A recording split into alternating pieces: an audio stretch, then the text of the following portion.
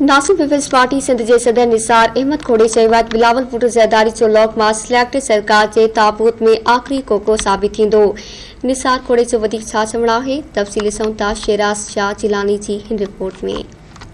PP Sindh के सदर निसार अहमद खोड़ो चयो आहे त वज़ीर आज़म इमरान खान के कालाबाग डैम बाबत सिंध की अवाम के मुतमइन करण की जरूरत नाहे, छाकाणि त कालाबाग डैम सिंध लाइ ज़िंदगी ऐं मौत जो मसलो आहे ऐं सिंध के कालाबाग डैम कंहिं बि सूरत में क़बूल नाहे।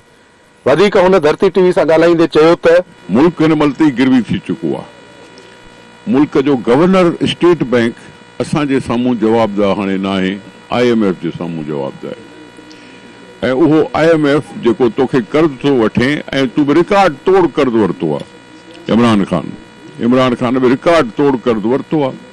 कर्ज़ में हर हिकु बच्चो ॿार जेको ॼमे थो उहो पिणु कर्ज़ी थी करे थो ॼमे ऐं उहो कर्ज़ी अॻे में हुयो, पर हिन रिकॉर्ड टोड़े छॾिया आहिनि।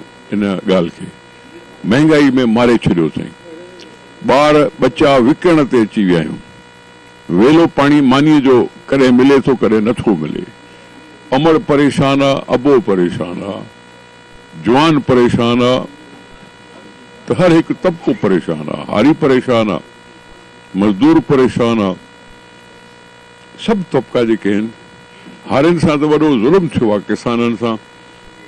काथे 35 रुपए DAP जी ॿोरी मिलंदी हुई, अॼु उहा 10,000 रुपया ते थी मिले।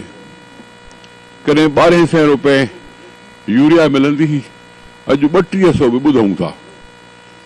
एतिरी उपत बि थिए थी त वरी उन जा अघ बि कोन था मिलनि।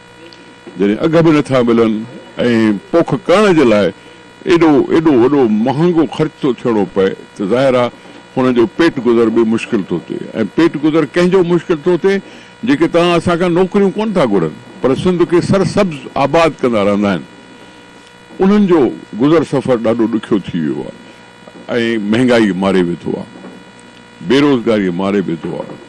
असांजे सूबनि खां उहो नफ़रत थो करे। अॼु बि चयो अथई त कालाबाग